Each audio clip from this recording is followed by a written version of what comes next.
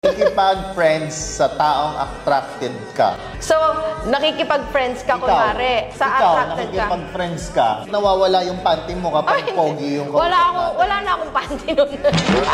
Anong nawawala? Pag pogi yung nagiging friend natin, nagiging baby yung boses.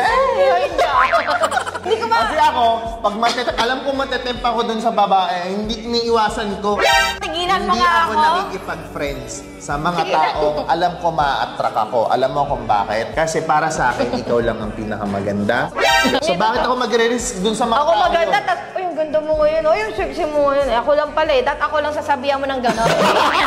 The fact na alam mong attracted ka dun sa tao, dapat lumayo ka doon. may boundary ka. Hindi na para, alam mo na magkakagusto ka sa kanya, type mo, tipuhan mo, tall, dark, and handsome, tapos if-a-friend mo pa. So, ikaw yung may problema. Kasi gumagawa ka pa ng actions para may makasira dun sa relationship nyo, na ma-attract ka pa lalo. So, yeah, cheating yon. Cheating yung makikipag-friend sa type mo.